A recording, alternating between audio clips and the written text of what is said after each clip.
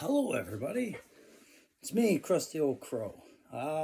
Thanks for click and play on this one. I realize this is not the Tactical Perspective toy review or any of my other G.I. Joe classified related or G.I. Joe topics. This one's something new that I've been talking about doing for a little while. You've seen it in the description. I said my vanity project would eventually lead to a series about ADHD, and eventually is now.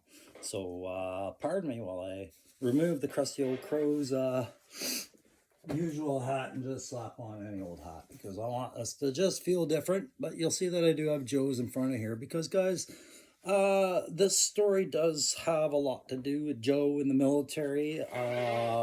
But it gives me an opportunity to kind of let your eyes settle in and just hear my words for a minute, okay? I'm calling this spinning compass, okay? Because I have severe ADHD, as you know. And the goal along the line, in one of my videos, you heard me talk about my small goals. One of my small goals was eventually to build up my confidence on YouTube to do a video like this. And I feel it's important somebody do videos like these, especially for the adults who have never been diagnosed with ADHD that may very well have what I have, which is severe combined ADHD, and which I need to be medicated for. Currently, I'm not, and that's all going to be part of the things we talk about. But this series I want to do for a lot of people out there, because one of the things that's synonymous with ADHD is collecting, and often collecting beyond your proper spending habits or means. But also there's a lighter side to it. This becomes a personal source for us when we collect items that capture our interest. This is very grounding for people with certain types of ADHD. And as you grow in life, and this is really what I'm going with the video, I want to show you the obstacles that can be put in front of somebody with undiagnosed ADHD that they're not even aware of, that can be interpreted very, very differently and very damagingly by themselves or by the people around them if it's not understood. So that's kind of where I'm going with the video, guys. So why wait till now? Because I'm almost at 100 videos and I don't feel so much like this guy anymore. All right, and I owe that to a lot of people right now. I owe that to guys like DMAC and Roman, Skullfrog. I owe that to every single one of you guys that keep joining the channel and stick around. I owe that to what I see you guys doing for my channel. But I don't want to disillusion you guys in thinking that all I wanted to talk about in this forum was just the toys and my childhood happiness with Joe. All right, there was a bigger goal, and this is it. So one of the big things, and I am going to tag them in the description, and it's just so that they're aware why, and then after they hear, they can move on and not even respond. It's cool. Don't worry about it. I want to talk about a few guys that really inspire me with these videos.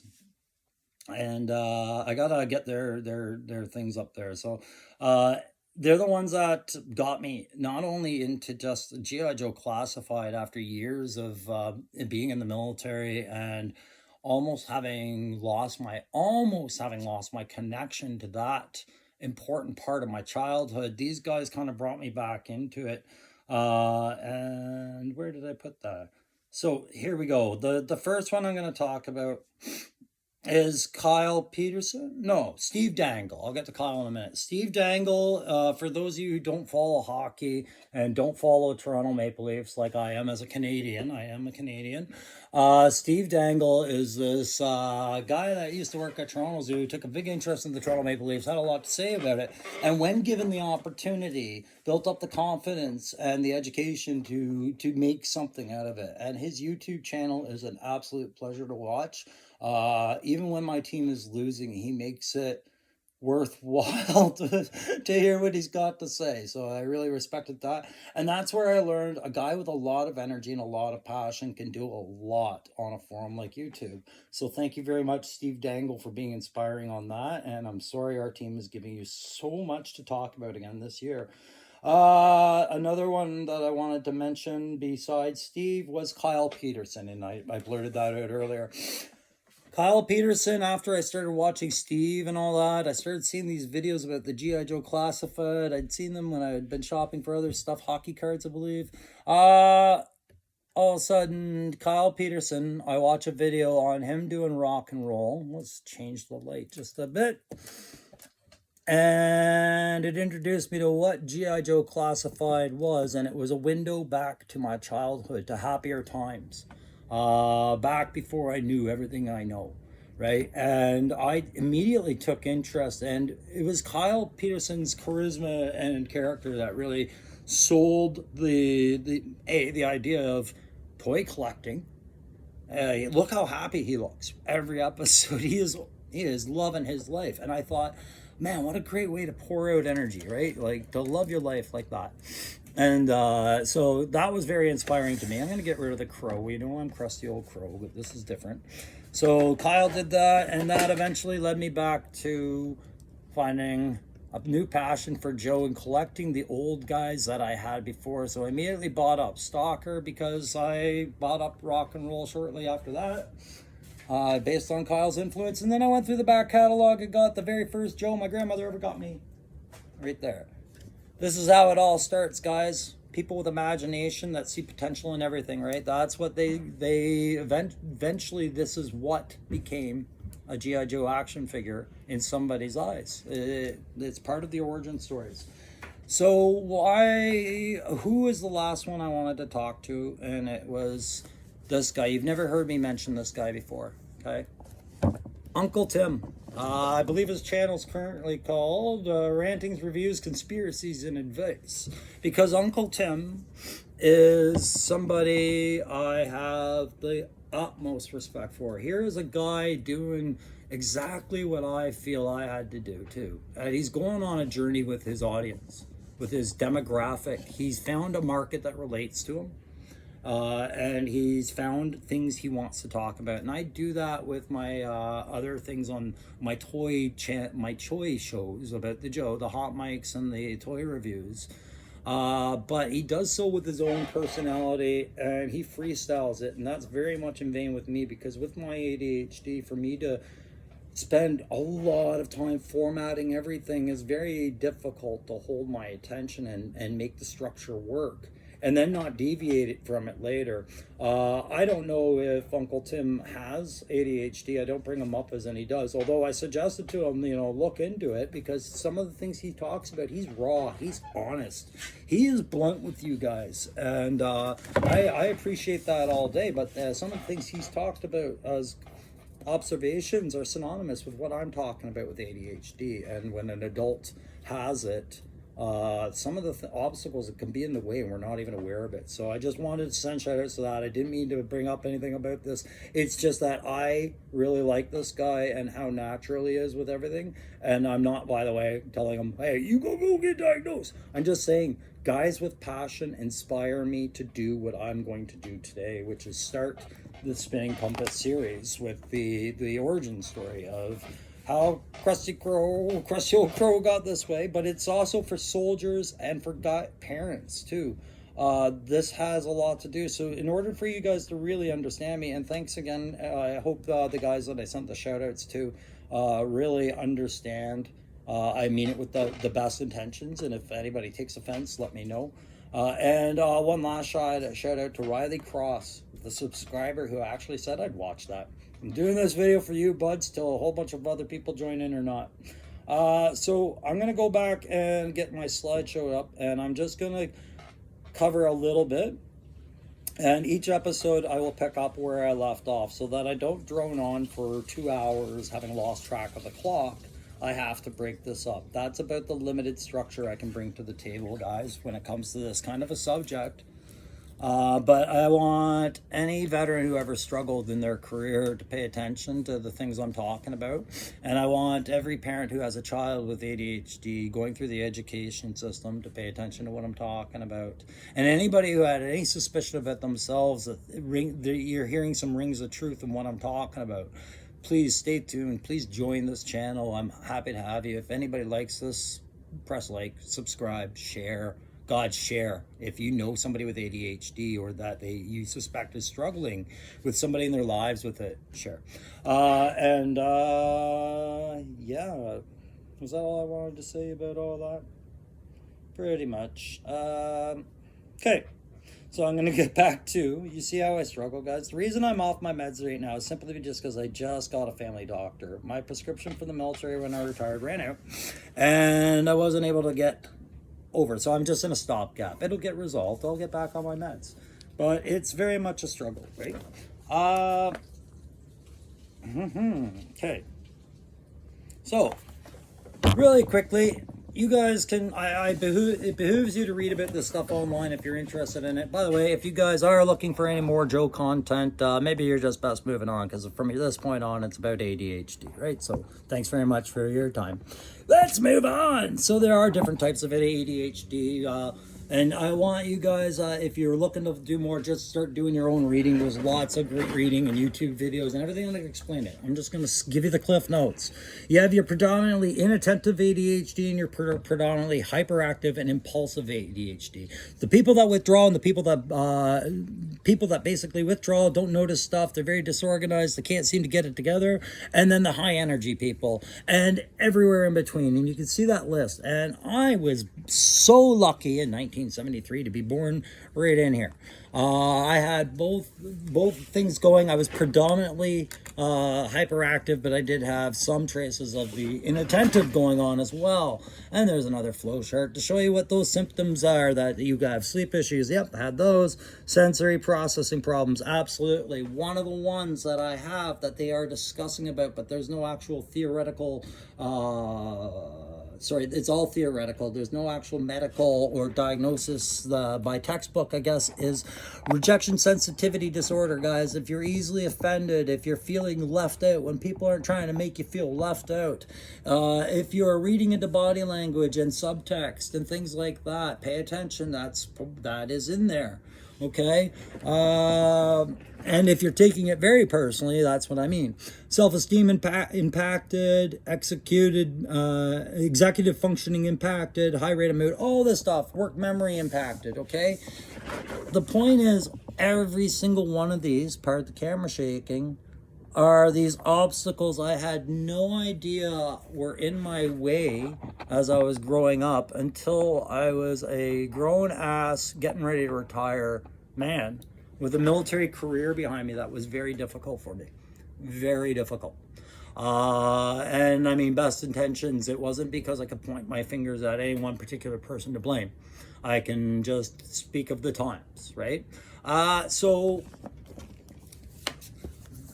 that's basically the driving force behind this. Is I kind of want to get in front of the guy behind me and say, look, you need to see these obstacles and there's ways around them. They don't have to defeat you. I am not here to I want to speak about ADHD in an enabling way, not a disabling way. When I look back at the things I'm going to point out in this series, that's hindsight and that's perspective being given. And those of you who are following me over from my toy show, the tactical perspective, you know, perspective is big for me. And I am lucky or blessed, however you want to look at it, with enough self awareness to realize I have to shift perspective sometimes to challenge a problem properly. And that is in constant contrast with my ADHD and my perception of the world that I grew to understand. It wasn't the world that was being taught to me. It was the one I grew to understand. And you have to understand that with a person with ADHD, what you think they understand may look completely different to them than what you actually think they're looking at, right? And it doesn't always jive up. So yeah, I talked about like and subscribe and all that. It's important to me that if this is capable of growing, I want to grow it, because this, I think, is just as helpful as reviewing a toy, isn't it? In some way, I hope. I really hope it is. So just a summary, guys. I am a military veteran. I'm not a U.S. military veteran. I am a Canadian military veteran of 25 years in the Lord Strathcona Horse Royal Canadian. But I did start off as a Royal Canadian Dragoon in 97. And I've been all around the world and done this stuff. But I always use Lee Ermey as kind of the guy you wanted to be and the guy I ended up being, right? Now, retired. retired after that career. But this is the guy I've always tried to be as best as I could in whatever phase of life I've been.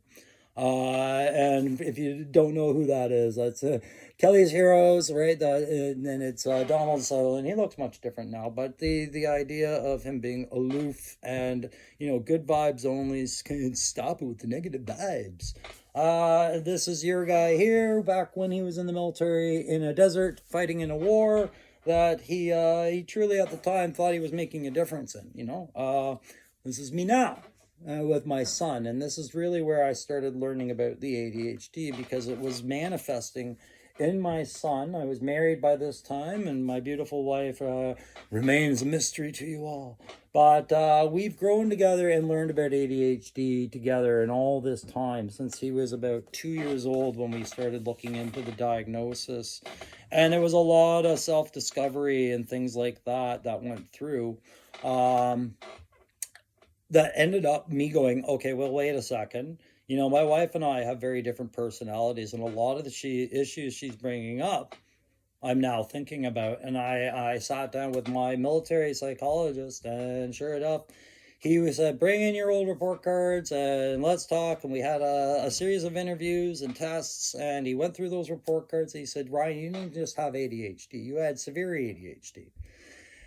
How does this all start? Where at the time, I think I was 45 or 46. How does that all start? That you only just discovered that point in your life, and you can see it in your report cards. Guess who's the class clown?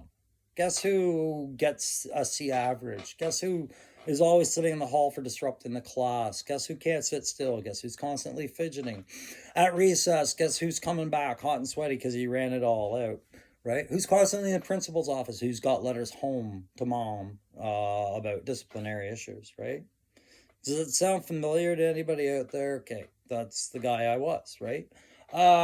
So at that time, I was born in 73. At that time, you got to look at the era and what they knew and what they didn't know, right? 73, they had no idea what ADHD was till much, much later. I went in for a diagnosis, I think it was 82 or 83. They just called it hyperactivity back then, right? 73 was a different era. They were coming out of Vietnam. They were all up against Nixon. The top songs were things like, Ty L. Rubbing Around the Old, I Don't Care About That, Bad Leroy Brown. And then Killing Me Softly was his song, Let's Get It On. It was still the residual. We'd gone from free love to sexy love, in 73. So that's where my origin truly starts. For you Joe fans out there, 73, there you go. That's what inspired Shipwreck. Okay. See the ADHD kick in? I don't remember what show I'm doing. Exorcist was a big movie. I tie that in because that's kind of what ended up snapping to my mom on what was happening when we realized that she didn't have just the everyday child. She had something unique on her hands. I was the kid that couldn't sit still. I was all those things I described to you. And my mom was a young single mother. It didn't work out with her and my dad. We moved back from Toronto when I was just a baby. And moved in with my grandparents, and my grandparents helped take care of me while my young mother put herself through nursing college, and became a registered nurse, and that was over a period of time. And over that time, this ADHD, which was being called hyperactivity and too much sugar back then, had one solution. Either you change the diet, two solutions. Either you change the diet or you try these suppressive drug like Ritalin or whatnot, which seemed like such this extreme thing, and they didn't really know what was going on. And it had all these other effects that people were worried about and concerned about, other things going on. And I didn't understand that as a child. I had no idea what people were talking about. What I did know was that as the years went on, pardon me, I gotta get my coffee. As the years went on, I did know I was having a lot of fun, more fun than anyone else around me. I felt like the whole world was moving way slower than I was, right? And that rules were in place, but everything could be navigated around. If you tried hard enough, applied enough cunning thinking, Everything was an adventure when I was a child. It really was. Right up well past when bedtime was there. There was like 3 hours of no sleep before somebody finally came in and yelled, "You've got to go to sleep." Right? And then if it was a Friday night, that sleep would only be for about another 4 hours. And then I was up at 5 a.m. to go watch cartoons and eat cereal. After the hyperactive diagnosis of the 70s and 80s, I never had sugar cereal ever. I never had sugar, right? Like it wasn't provided in my lunches. It wasn't a treat around the house. I had sugar in the form of fruit and things like that. My family chose diet over medication, right? Thinking that it's just how you deal with hyperactivity. We had no idea I had severe ADHD, and it made perfect sense because back then the groundwork and the theory and the investigation hadn't been done. They didn't know what they know now. Now I get that diagnosis when I go to get my kid diagnosed with this stuff. Now the schools are all aware of it. That class clown, that kid that's fidgeting, that kid that can't sit still or he's constantly disrupting the class, doesn't always end up in the principal's office or staying after school for detention or given extra homework or having their knuckles lashed or any of that crap anymore. They're looked at differently now, but not in a negative sense. They're looked at as in how do we enable this kid? Okay, we use these strategies instead that we all know about as educators and therapists and doctors and psychologists and social workers. It's all groundwork laid for these kids now. We just have to know as parents when to recognize it in our kid and how to ease them into it. Because, guys, I'll tell you right now, as a dad, I've seen it all, right? I've seen it all. And this ADHD shit, I've seen it all, right? And his mom's also very involved. But my son, while he can accept that he has it, getting him into these programs in the school and getting him into all this other stuff is a little bit difficult. But for myself as a soldier, it was extremely difficult, right? So I'm going to skip over the childhood a little bit. I'll get into that in other sections of other videos. We'll keep coming back to that every now and then. Relationships with fathers and all that silly nonsense drama. But I'll tell you, why did I join the Army, guys? Because school didn't work out for me. Bottom line, it just didn't. I had all these dreams of being an artist, working for Marvel Comics and drawing the X-Men or writing them, doing all that stuff. I was very into comics. I talked about in one of my other videos about G.I. Joe led me to the X-Men, led me to comics and blah, blah, blah, right? And all I could focus on was my art. That's all I wanted to do. In every other class, while I might be minimally participating, on my paper, I was doodling. I was coming up with comic ideas. I was drawing, practicing my trade as I saw it, and barely focusing on what was being asked of me to focus. And I was allowing this in my mind consciously because my perspective saw it as worthwhile interest, right? But my grades went downhill. By the time I graduated high school, this is what I knew. I knew I was a problem for every teacher in the room that wasn't teaching drama, art, or media. I knew that these teachers were not going to captivate my interest, and I knew that I had created a problem for each one of them. I knew that most of my teachers didn't see much potential for me for university at all, or college. And it was expressed as much over the time in report cards and conversations and disciplinary action and things like this. I knew that my friends were really important to me because my school brought me nothing but headaches. I knew that because my school brought me nothing but headaches, my family would bring me headaches when I didn't want them. I acted out, I broke laws, I did all this other stuff. Basically, I pitted out so that by the time I finished high school, yes, I could get into college, but I wasn't going to be accepted into any special program. I'd have to apply myself through an introductory program and then get into graphic design, which I did. But that application to get into graphic design, it wasn't scrutinous. It was more like, did he do a year of general arts and science? Yeah, all right, do it. And my mom paid for all that and tried to get loans and whatnot to help. We didn't get much support. But I couldn't focus in college. And just like in high school, I realized I'm too dumb and undisciplined for education. I really thought that at the time. I thought, I'm street smart. I guess that's the definition. I get along socially.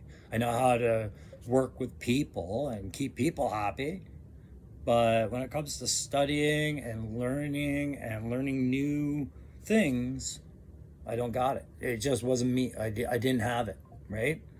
And so I ended up dropping out of college. I started working in bars and I started just living for the moment. And the moment was all about, when you're in your 20s, sex, drug, rock and roll, whatever. Uh, Girlfriends, parties, all that other stuff, working in bars and in that being seen in that social climate and just enjoying your youth. I was doing that instead of going to school. And then one day, I had to look around my shitty apartment. And I realized my shitty apartment, the whole building had gotten cockroaches, and I was really outraged at that. That was like rock bottom. Like, how do you? Holy shit! I'm working in a bar, and I've got cockroaches. And the girlfriend at the time is her and her family are talking about marriage, and I'm like, I don't even know what I'm eating tonight. What the hell's going on? And I looked in the mirror and I said, I'm gonna join the army and get some goddamn discipline in my life. And I'm so glad I did it, right? It was this huge objective for me to focus on, just like art was, because art wasn't working out, right? And I had to deal with that dream not happening. But the military, I could get behind. I had family in the military. They were promoting it at the time. They wanted me to go Air Force or Navy. So, of course, I went Army, right? Just to spite them because, that was so me at the time. But the way that the way that I joined the army probably wasn't the noblest. You talk about guys who join the army to go do something for their country. No, this was more about the country doing something for me, giving me a job that maybe I wouldn't get fired from in a year because I was shitty at it. I had to go through testing. I had to be negotiated with. I had to be fitted into a trade. And they fitted me into infantry, armored, and artillery. And I think engineer might have been on that list or something like that. And the testing made it out like, hey, you've got so much potential. You know, I got accepted into infantry, but at the last minute, armored opened up, and I took that. And I've always kind of looked back as like, oh, that was fortunate because if you think you had a hard time in the armored corps, you wouldn't have survived the infantry. And I don't think I would have survived the first year in Petawawa, Ontario, uh, in 1997 as an infantry. I don't think that would have happened. I probably wouldn't even gotten there. Probably at battle school would have figured that out and remustered. But as an armored guy, I stood a better chance, I guess. I don't know. I think about that a lot. I definitely had a lot more fun, but I had just as many problems, I think, trying to get a place in the army for myself. I had to fight every step of the way, and I had to fight some fights I needed to fight, and some fights I really didn't need to fight. And that's what I'm going to get at over the series is what ADHD put in my way socially, as far as trying to form a camaraderie with a family regiment, why I had to leave that regiment and join another regiment at some point. And it wasn't just because of that. There was geographic issues. I won't pretend it was all because of that. It was convenient to do so, but all of this all comes from what I hadn't processed my ADHD was doing to me. All right. And not only that, the military was not an accommodating place for a guy with ADHD at that time because it's not like these guys are sitting there getting educated as leaders on learning disabilities or mental afflictions of any kind, really. I mean, so long as they can prove you're dyslexic, okay, they'll consider that. But if you were disabled, you weren't in the army. And if you had a mental problem, how does that manifest itself? No, you just look problematic. And that is how I spent the first couple of years in the military. It's problematic. Problematic to myself, problematic to my chain of command, and problematic to my peers in that I was slow to pick up what I needed to pick up. Right? I did pick it up. Everything got better over time, but I needed extra time to get different perspective. A lot of different perspective. I had to sit back after a problem manifested, wait till the band-aid solution had taken effect and things were there, and then ask myself much later, okay, how did that problem happen? This got a lot easier once I realized I had this severe ADHD. Like as a 40-year-old, I went back through every problem I had and realized what errors I had made in my assumptions and my perspective, and what errors others had made for me in their assumptions, what treatment I suffered that maybe I shouldn't have had to suffer, and what treatment I suffered that I did have to suffer to learn about it. That's what this series is going to be about, guys. I'm going to take you from my basic training right up to my retirement and starting my YouTube channel. I don't know how many episodes it's going to take, but I do know the half-hour mark is kind of where I want to keep each one. Again, big shout out to those guys that I tagged for the inspiration to do this. Riley, if you're the only viewer, it's going to be worth it. I hope for you. And if not, bow out. You guys know me from my other stuff. I don't care about the likes. The subscription's nice. I like the small 100 to 200 environment. It's family oriented. It makes it easier to talk to you guys. But with this one, if this goes somewhere, I'll be very happy, because I feel like this would be a lot of my experience and my perspective on these issues that you guys face with ADHD, and being an adult finding out about it after your career has done what it's done, or your life has gone a certain way. I hope it helps. That's all I'm trying to do. So please do subscribe if you want to follow that one. For my tactic perspective viewers that sat through there like the loyal friends you are, thank you very much. Just remember, this one won't be called Tactical Perspective. It'll just be called Spinning Compass episode whatever. And that way when it shows up on your menu, you can choose to ignore it if it's just not your thing. And that, I hope, makes it easier for all of us. Guys I tagged, no need to hit me back. It's not that kind of a conversation. I just wanted you aware that there's a video out there about this stuff, and let you know that you had your part in influencing it in a positive way. Okay? All right. Talk to you guys soon. Bye.